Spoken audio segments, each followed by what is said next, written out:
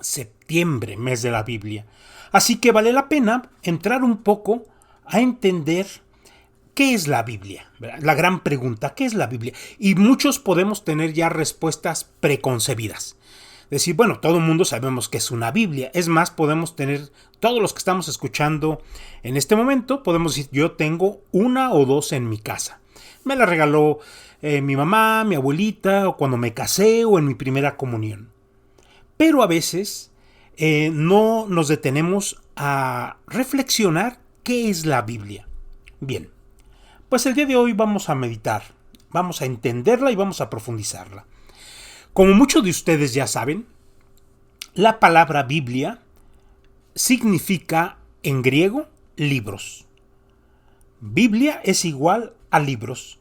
Y esta palabra viene de una ciudad ahí en Fenicia, que antiguamente era Fenicia, hoy es el Líbano, y esta ciudad se llamaba Biblos, precisamente porque ahí se comercializaban los papiros y se elaboraban los rollos o los libros se empastaban donde la gente, sobre todo los académicos, gente estudiada, pues escribía. Así se llamaba la ciudad Biblos. Y Biblos es el singular de libro. Así que el plural de libro sería ta Biblia. Ta Biblia. Que es una palabra griega. Pero que esta palabra se recogió tal cual y se tradujo al latín y pues de ahí al español o al inglés o al chino, vaya, a todos los idiomas del mundo. Se respetó esta expresión griega de Biblia. Pero vale la pena entender qué es la Biblia. Muy bien, bueno, vamos a entenderla desde el concepto y el criterio de la que nos da la Iglesia Católica, porque somos católicos. Bien, pues ¿qué nos dice la Iglesia Católica sobre la Biblia? Y la Iglesia nos define que la Biblia es un conjunto de libros, es una biblioteca, que escritos por inspiración del Espíritu Santo tienen a Dios como autor y como tales han sido entregados a la Iglesia. Voy a repetir esta definición que nos da el Concilio Vaticano I. La Biblia es un conjunto de libros que escritos por inspiración del Espíritu Santo tienen a Dios como autor y como tales han sido entregados a la Iglesia. Así que desde esta definición, bueno, entendemos que la Iglesia es depositaria, es custodia, ¿verdad?, de estos libros sagrados. O sea, estos libros sagrados no quedaron para que fueran como utilizados a placer del mundo y el mundo pudiera cortarles, quitarles, agregarles, interpretarlos a como quisieran. Hay un guardián de estos libros, que sería la Iglesia, que fueron transmitidos por los mismos apóstoles. Pero fíjense lo interesante. Nosotros a la palabra Biblia, que todos conocemos y que podemos tener una y que ojalá la estemos leyendo, tiene varios nombres diferentes. A través de la historia se le ha dicho a la Biblia, pues se le ha dicho escritos sagrados, o libros sagrados, o escrituras. También se le ha dicho sagradas escrituras. También se le conoce como revelaciones, libros de las revelaciones, y también como palabra de Dios. Este último es quizás uno de los más populares después de su título Biblia. Pero normalmente nos hemos quedado hasta ahí entendiendo de lo que son estos libros sagrados, y a veces como que nos quedamos con la idea de que esta Biblia o esta palabra de Dios pues nos ha caído del cielo, ¿verdad? Como si un ángel hubiera bajado y hubiera traído esos libros para que la Iglesia pudiera aprender y descubrir quién es Dios. Y no, como nos lo dice aquí en esta definición, nos dice Dios es su autor. Dios es autor, ¿verdad? Pero estos escritos fueron inspirados por el Espíritu Santo. O sea, aunque Dios es autor, intervinieron hombres para poderlos poner por escrito. O sea, no cayó del cielo. Intervino la mano humana. Bien, para esto vamos a irnos un poquito a un pequeño texto que nos da el Concilio Vaticano II, que se dio en los años 1962 a 1965. Y es bien interesante para poder entender unas peculiaridades que nos van a ayudar no solo a entender la Biblia, sino a poderla defender. Porque algunas personas no creyentes, o simplemente personas que tienen alguna versión o pues se han confundido, a veces critican la Biblia. ¿En qué la critican? Bueno, por ejemplo, la Biblia se ha criticado mucho en que se ha considerado como si fuera un mito irracional, como si fuera un libro o un conjunto de libros irracionales. O también se ha hablado de que la Biblia pues contiene muchos errores. Por un lado es un mito irracional, es un conjunto de libros antiguos que nada tienen que ver con el mundo moderno, de la tecnología, o también que contiene muchos errores, ya sea de astronomía o de biología. Pero también se ha acusado a la Biblia, sobre todo el Antiguo Testamento, de ser un conjunto de libros donde se manifiesta un Dios vengativo, un Dios malo, que sería como la antítesis o lo opuesto a la misericordia. Y estas mismas personas dicen, bueno, ok, mientras el Antiguo Testamento es la parte de la Biblia que habla de este Dios vengativo, de este Dios iracundo, de este Dios de la venganza, el Nuevo Testamento sería como la versión del Dios amor.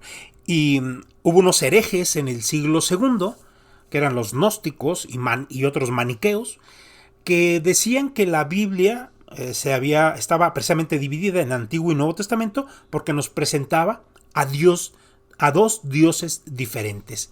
En el Antiguo Testamento, ellos dicen, se hablaba de un Dios vengativo, perverso, y que el Nuevo Testamento era el texto del Dios amor. Y pues nada más lejano que eso. Tanto el Antiguo Testamento como el Nuevo Testamento son parte de un mismo libro sagrado, inspirados por un mismo Dios. Y ese mismo Dios se hizo presente y se reveló en el Antiguo Testamento y en el Nuevo. Pero ¿por qué en ocasiones vamos a encontrar algunas expresiones tan violentas del Antiguo Testamento? Bueno, vamos hoy precisamente con lo que vamos a ver y hablar, a entender un poquito. Miren, por ejemplo, aquí les voy a poner un ejemplo de una gran confusión que hay acerca de la Biblia, donde se le acusa de ser un libro que atenta, que va contra la ciencia, contra lo que el hombre entiende como verdadero. Y si nos vamos nosotros al libro del Génesis, que sería el primer libro, ahí en el capítulo 1, versículo 16, dice: hizo Dios dos luceros mayores, el lucero grande para regir el día y el lucero pequeño para regir la noche, y las estrellas, y los puso Dios en el firmamento. Entonces se dice, la Biblia dice que Dios hizo dos lumbreras o dos luceros, uno para gobernar el día, que sería el sol, y uno para gobernar la noche, que sería la luna. Pero nosotros hoy sabemos que la luna no tiene luz propia, o sea, no es un lucero, no emana luz por sí mismo. Esto no lo sabían los antiguos. Nosotros sí lo sabemos hoy. Y por este tipo de expresiones que aparecen en la Biblia se le acusa de ser irracional, de ser absurda. En la Biblia vamos a descubrir que hay errores. Y esto nos va a asustar a muchos. ¿Cómo podemos decir que hay errores? Pues sí, porque, y esto lo vamos a descubrir con un texto que nos dice el Concilio Vaticano II. Y ahorita lo vamos a explicar. Y en primer lugar es entender que la Biblia no es un libro de ciencia. La Biblia no es un libro de conocimientos humanos. La Biblia es un libro de conocimientos espirituales, de conocimientos teológicos, para conocer lo que Dios nos habla a los hombres, pero no para enseñarnos cómo es el mundo, en cuántos días se creó el mundo, si fueron en 7, si fueron en 10. Eso a los cristianos no nos debe interesar. Lo que sí nos debe interesar es el mensaje profundo. Otro ejemplo es la ciencia nos dice que el mundo se fue creando, ¿verdad? El cosmos, el mundo, se fue creando a través de muchos miles de años. Ok. Y la Biblia en el capítulo 1 nos habla de una creación en 7 días. Y ahí se le vuelve a acusar a la Biblia de ser irracional y absurda. Ok, es que la Biblia no está explicando un tiempo de creación real. Para nosotros no nos interesa si fue en 7 días o en 10. Lo que sí nos interesa es lo que nos explica el Génesis. ¿Qué nos explica? Ok, que el mundo fue creado por un Dios todopoderoso. Si fuera en 7 días, en un día, en 20 o en 1000 años, no nos interesa. Otro punto que nos interesa es saber que todo fue creado en armonía y en perfección. Eso sí nos interesa conocer a los cristianos. Otro tema que nos interesa es que Dios puso un orden en todo y que puso al hombre como el rey de la creación. Eso es revelación. Ese es el mensaje profundo y no los detalles que el mismo texto a veces nos da. Bien, entonces ahora nos vamos a ir a un pequeño texto que me gustaría que lo reflexionáramos del documento Dei Verbum, ahí del Concilio Vaticano II, en su numeral 11. Y nos dice así: en la redacción de los libros sagrados, repito, en la redacción de los libros sagrados, Dios eligió a hombres. Fíjense qué interesante. Nos dice y reconoce la Iglesia: Dios elige hombres para que escriban estos libros sagrados. ¿Qué utilizó? Así dice, Dios utilizó a estos hombres. ¿Qué utilizó? Usando sus propias facultades y medios, de forma que obrando Él en ellos y por ellos, escribieron como verdaderos autores todo y solo lo que Él quería. Así que en este pequeño texto nos da mucha luz. Nos dice, Dios eligió a hombres. Y dice, y estos hombres que Dios utilizó, que eligió, estos hombres pusieron de su parte no solamente el escribir, así como si fueran secretarias de Dios, ¿verdad? Porque a veces nos podríamos también imaginar que los libros sagrados o los mismos profetas eran como tipo secretarias y que Dios iba dictando. A ver, escribe. No. Dios iba inspirando. Quizás en algunos Dios hablaba, lo escuchaban una voz, ya fuera una voz externa o interna, o posiblemente estos autores bíblicos recibían inspiración interna, como nosotros, ¿no? En nuestra vida cotidiana, a veces realmente nos sentimos inspirados para hacer ciertas cosas y ciertas cosas no. O sea, esto nos inspira el Espíritu Santo. Vamos a actuar hacia acá, vamos a ayudar a tal persona, voy a elegir esta carrera, y a veces es por una inspiración. Este tipo de inspiración también lo recibían los profetas y los escritores sagrados. Pero fíjense lo interesante, dice, Dios los usó, pero estos autores usaron sus propias facultades y medios. O sea, estos autores tenían sus propias capacidades, su propia formación. O sea, al final estos autores eran hijos de una cultura de hace 2000 años. Ellos vivían en una cultura, en un ambiente, bajo un pensamiento muy diferente al de nosotros. Y luego estos autores, algunos eran muy cultos, muy estudiados, como el profeta Isaías, o algunos eran muy ignorantes. Quizás algunos tenían trabajos muy sencillos, como el profeta Amós, que él mismo dice que él era un arriero, él tenía su ganado, ¿verdad? Era agricultor, un hombre sencillo de campo, que no tenía estudios. Y cada uno transmitía lo que Dios les inspiraba a su manera. Mientras Isaías hablaba con aquella elegancia, con aquella hermosura, Isaías lo leemos y parece un gran poeta. Y cuando leemos al profeta Amós, estamos escuchando palabras rudas, hablaba en un lenguaje duro, áspero. Vaya, a las mujeres las trataba muy fuerte, ¿no? Sobre todo a las mujeres. No a todas las mujeres, porque aquí luego todo el mundo se vuelve enemigo del pobre profeta Amós. No, son a las mujeres que vivían sumergidas en su propia vanidad, en su egoísmo, que se despreocupaban de su familia, de su sociedad, de todo, de trabajar, que solamente se preocupaban por arreglarse. Y Amós le decía, parecían vacas, unas vacas de Basán. Unas vacas que merecían ser colgadas.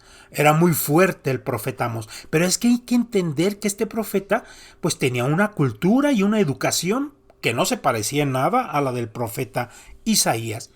Así que para poder interpretar la Biblia y entenderla, es también importante conocer, en los autores, pues qué es lo que sabían, qué es lo que pensaban en su época. Miren, voy a poner aquí algunos ejemplos. Si nos vamos, por ejemplo, al libro del Deuteronomio, en el Deuteronomio, permíteme que aquí lo estoy buscando. Ok, aquí lo tengo. En el Deuteronomio capítulo 32, versículo 33. Ok, entonces otra vez de Deuteronomio capítulo 32, versículo 43, sí, 43, sí. Ahí dice, dice, aclámenlo naciones con su pueblo, y todos los mensajeros de Dios narren su fuerza, porque él vengará la sangre de sus siervos, tomará venganza de sus adversarios, dará su pago a quienes le abofeten. Fíjense qué palabras usa aquí el profeta, el escritor sagrado, ¿no? Dios tomará venganza, tomará la sangre de sus siervos. Dice, wow, o sea, son palabras muy fuertes que están en Deuteronomio. Y también, por ejemplo, si nos vamos, otro ejemplo sería el Salmo 94, ¿no? Donde dice el Salmo, es el Salmo del Dios de justicia. Pero dice así, Dios de la venganza, Yahvé, Dios de la venganza aparece.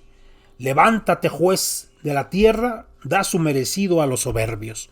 Mira, esa palabrita venganza que a nosotros los hombres del mundo moderno pues nos rechilla en los oídos. Y sí, o sea, la venganza no es una acción propia de una persona. Fíjense, hablando de una persona buena. La venganza no es propia de una persona con valores, de una persona justa. Nosotros ya lo sabemos y lo entendemos. Pues mucho menos sería Dios, ¿no? Imagínense, un Dios vengativo es estar pensando en un Dios que tiene limitaciones. Un Dios que no se puede controlar. Un Dios que actúa por arranques, que se las cobra, que no olvida. Pues todo eso implica la venganza, ¿no? Y aquí ya lo descubrimos en dos textos bíblicos del Antiguo Testamento. Entonces, ¿a quién le vamos a echar la culpa? ¿A Dios? De ser vengativo, de no controlarse, de buscar la revancha. Tú me la haces y yo te la pago y yo me la cobro. Pues no podemos pensar así de Dios, porque entonces estaríamos hablando de un Dios que no es perfecto. Un Dios que se deja llevar por sus arranques viscerales, pues no sería perfecto, ¿verdad? Entonces, ¿cómo podemos entender esto? Pues aquí hemos entendido de que hay dos autores de la Biblia.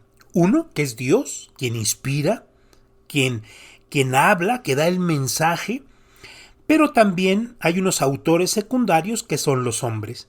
Y estos hombres escriben según la mentalidad de su época. Y ocurre que hace 3,000 o 4,000 años, en la cultura del mundo, lo más normal era, si tú me la haces, yo me la cobro. Lo más normal era, pues si tengo una dificultad con una persona, pues nos aliamos a golpes o nos matamos. O las grandes invasiones que se daban en la antigüedad. Era parte de una cultura. Así que estos autores sagrados usaban, en lugar de hablar del Dios justo, ¿verdad?, que sería más propio de un Dios justo y misericordioso, pues hablaban de una venganza de Dios. Como si Dios tomara la revancha, como si Dios quisiera cobrárselas, y no. Es un Dios que busca la justicia, y en esta justicia pone en su lugar a los pecadores, a los criminales y a los malos. Y esta justicia, aunque Dios la aplique, también irá acompañada de misericordia, porque antes de aplicar Dios justicia, estará invitando al pecador a que se convierta 1, 2, 3, muchas veces más. Pero ocurre que a veces como pecadores no nos gusta escuchar lo que Dios nos quiere decir. Así que lo olvidamos. Entonces aquí hay como una confusión de lenguaje, ¿no? Mientras que en el Antiguo Testamento era fácil hablar de la venganza, del Dios que cobra la sangre de su pueblo, nosotros hoy entendemos que no, que era una forma de escribir de este autor secundario al cual Dios le dio la libertad de poder mandar un mensaje y hablar de justicia, aunque este autor usó palabras propias de su época, de su cultura y de su educación, como es la palabra venganza. Y así como un poquito para apoyar este pensamiento que acabamos de ver, pues también hay que entender que en la misma escritura, en la misma Biblia, se nos habla y se nos pide que no es buena la venganza. Y fíjense, me voy a otro libro del Antiguo Testamento. Ya leímos del Deuteronomio, ya leímos de los Salmos. Ahora un texto de Levítico, también del Antiguo Testamento, y dice: no te vengarás ni guardarás rencor a tus paisanos. Amarás a tu prójimo como a ti mismo. Fíjense, vemos cómo en el mismo Antiguo Testamento se nos habla de este perdón y de misericordia que debemos de vivir. Y si Dios nos lo pide a nosotros, es que Él la practica. Dios practica la justicia y la misericordia y el perdón. Así que esta imagen que algunos tienen sobre este Dios vengativo, porque sí lo dice en la Biblia, no han podido entender lo que nos dice la Iglesia Católica. Que Dios dejó en libertad, ¿verdad?, de sus propias facultades y capacidades a estos autores sagrados, y que ellos se expresaron según su propia educación, su propio pensamiento y su propia cultura. Pero como dice aquí el texto, estos hombres escribieron como verdaderos autores, y continúa diciendo todo y solo lo que él quería. O sea, todo y solo lo que Dios quería. Entonces aquí una forma de entender y de aprender a interpretar la Biblia es tener claro de que aunque las palabras con que fue escrito el mensaje a veces pueden ser duras, rudas, o pueden ser palabras que van en contra de la ciencia, de la lógica, de la biología, pues que esas palabras para los cristianos no son lo importante, sino lo que está de fondo, el mensaje oculto, el mensaje detrás de las letras. Detrás de eso, Dios nos está hablando y diciendo algo. Y que cuando Dios habla en el texto bíblico, el autor secundario habla de venganza, es que realmente es un Dios que nos está hablando de justicia y misericordia, porque la justicia y la misericordia en Dios siempre van acompañadas. Porque si Dios solamente fuera misericordioso, y todo lo perdonara, pues sería imperfecto. Porque los hombres andarían haciendo todo, no tendrían límites y siempre serían perdonados. Habría una imperfección en Dios. Pero si Dios solamente fuera justo, sería muy rígido. Sería un Dios también imperfecto, porque se cobraría todo lo que otros cometen. Ahí sí rayaría en la venganza, ¿no? Lo que haces, la pagas. Esa sería la justicia pura. ¿Por qué en Dios hay perfección? Porque en Dios la justicia y la misericordia están íntimamente unidas y casadas, no se separan. Y cuando Dios va a actuar en misericordia, siempre lo acompañará su justicia. Y cuando Dios va a actuar en justicia hacia alguien, hacia un pecador, siempre irá acompañada de misericordia. Pero la justicia se aplicará, pero también la misericordia. Así que vamos entendiendo nuestra Biblia como algo hermoso que nos va a llevar y nos va a acercar a conocer a Dios, pero también a conocernos los seres humanos, porque nosotros también estamos ahí descritos en la Biblia.